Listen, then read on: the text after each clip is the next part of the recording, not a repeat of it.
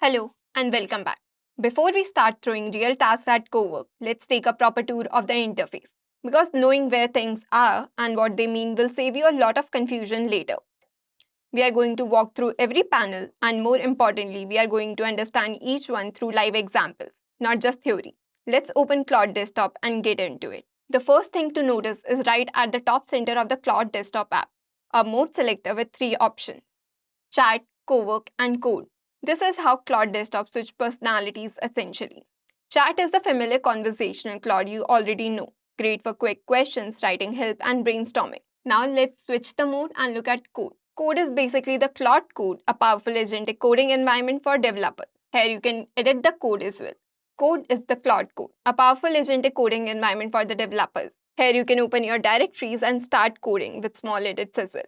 Now let's switch the mode to Co-work. It is basically what we are focused on. It is the middle ground built for knowledge work. Think document creation, file organization, research synthesis, anything that involves your local files and multi-step execution.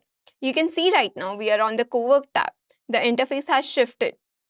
The heading says let's knock something off your list, and instead of a chat thread, you are looking at a task workspace. This distinction matters. You are not having a conversation here, you are assigning work. Now let's go through each part of the interface systematically. The task input bar. Notice it sits right in the center of the screen. When you have no active session with the placeholder text, how can I help you today? Once a task is running, this bar moves to the bottom of the active task view and becomes how you send mid-task instructions to Claude. Think of it like a brief you hand to a colleague. Instead of typing, "Can you help me with my files?" you would type something like, "Go through my downloads folder, group all the PDFs by year based on their file name." Or you could say metadata as well. And add one more task and create a summary. Since I have lots of data in my downloads folder, let's take the first top 5. That's the level of certainty that makes Co-work shine.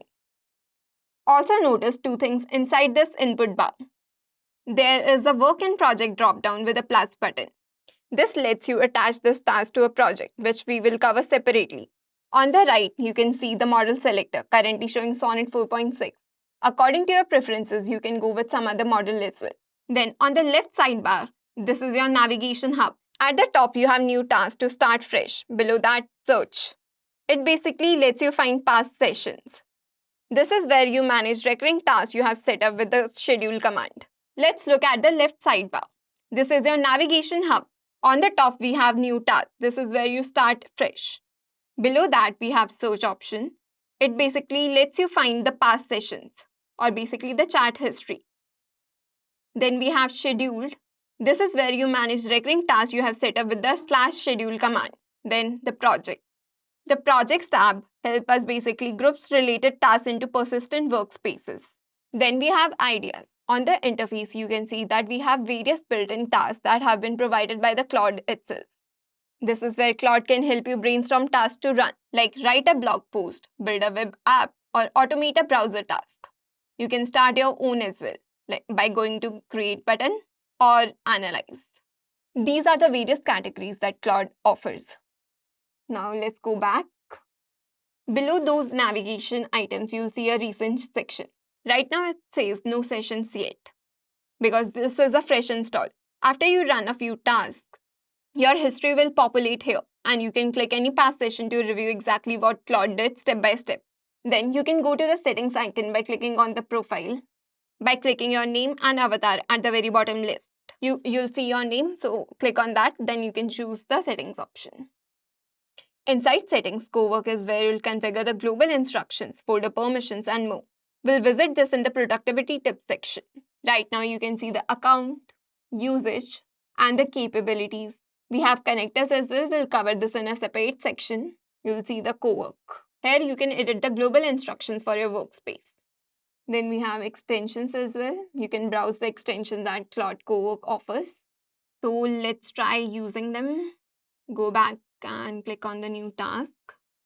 Let's pick a task that Claude is offering, organize my screenshots. When I clicked on organize my screenshots, Claude offered me a built-in prompt. You can make some specific changes if you want, or just experiment with the existing one.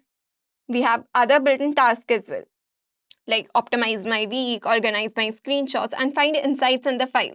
These are not just decorative. You can actually click any of them to kick off that type of task immediately. And at the bottom, there is Customize with Plugins. Which lets you add specialized capabilities to Co-work. You can choose any of them to experiment with. In the further videos, we will be experimenting with various plugins to perform some hands-on tasks. Now, let's try performing this action, but I'll make some changes to the prompt. I'll select the desktop folder. I'll give the access. You can't really understand it by looking at an empty interface. So let's actually give something.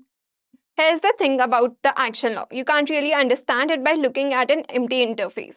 So this is what we have asked Co-work to do. I have given a small task. Watch what happens on the right side of the screen. The action log panel has appeared and it's already populating with the screenshots that I have in my desktop folder. Over here, it has divided the task into 4 subtasks. The first few lines are planning entries. Claude is analyzing the request and deciding how to approach it, which you can see in the progress section. You might see something like analyzing task structure or determining the file access approach. This is Claude's prep work before any real action begins. It's like watching someone read a recipe before starting cooking. So over here, you can see that it is reading the files. All the files that are there in my desktop folders. Next come execution entries. These are the action lines. You'll see Claude reading from your desktop directory, cataloging file extensions, counting the occurrences. Like over here, you can see the total images on desktop is 61. Each line tells you specifically what Claude touched. This is critical. If you ever see Claude reading from a folder you did not expect, say your documents folder when you only mentioned desktop, that's the moment to pause and ask why. Over here, we can see that it has performed the task and it has grouped all the files in different sections, like a group sort of things. If the tasks were more complex, say reorganizing hundreds of files, you would also see sub-agent entries. That's Co-work spinning up parallel work streams, like having multiple assistants working simultaneously on different parts of the job. The log would show concurrent threads of activity and it might look chaotic at first, but it's intentional and efficient. Finally, a completion marker appears, usually a summary line telling you the task is done and what was produced. Over here, we can see that it has produced 37 files with 11 folders and 36 renamed files with 1 suggested deletion. The habit to build here, don't just let the action log scroll past. Give it a glance every 30 seconds or so during a running task. If everything looks consistent with what you asked for, great. Let it run. If something looks off, that's your cue to intervene. As you use Co-work mode, you'll manage multiple tasks across different points in time. The interface reflects 3 states a task can be in. When you submit a task but Claude hasn't started it yet, perhaps because another is running or you have scheduled it for later, it lives in the queue. Think of it as a waiting room. Active task view is what you see while Claude is working. This is where the action log is live and where the pause and cancel control appears. There is only ever one task running at a time in a standalone session. Now, the control that gives you real power over a running task. Whenever you run a task, like say, I'll say run it again. Once it starts running, you'll see the pause option over here. Pausing is your first and gentlest option. When you hit pause, Claude finishes the individual step it is currently executing. It won't cut off mid-file write and then stops and waits. Like I'll see, hit pause, add that clarification in the task input bar, then resume. Claude incorporates your new instruction and continues. This pause, add context like resume loop is one of the most useful pattern in Co-work. Then we have cancelling option also. Cancelling is the full stop. Use this when the task has gone in a fundamentally wrong direction and you would rather start over with a better brief. You have the option to rewrite as well, or basically restart the conversation from here. This is also a good moment to mention deletion protection. Co-work has a built-in safeguard. If any step in Claude's plan requires permanently deleting a file, it will pause automatically and show you a confirmation prompt asking for explicit permission. Like over here, I'll experiment with this command. Like over here, I will experiment with this command. It says that it is working on it, listing all the folders on the desktop that was curated separately. Always read that prompt carefully before clicking the allow button. Now, it has asked that there are pre-existing folders. You can either prompt the model to choose a particular folder or just choose all of them. You now have a complete mental map of the Co-work interface, the 3 modes at the top, the task input bar, and how to write the prompt, the sidebar navigation, where to find settings, and how to read the action log as your real-time window into Claude's work.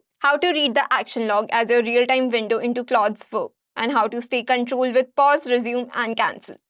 In the next video, we are putting all of this into practice. We'll run your first real multi-step task, something meaty enough that you will actually see sub-agents in action and have a chance to do a mid-task pause and redirect. Thank you for watching, and I'll see you in the next one.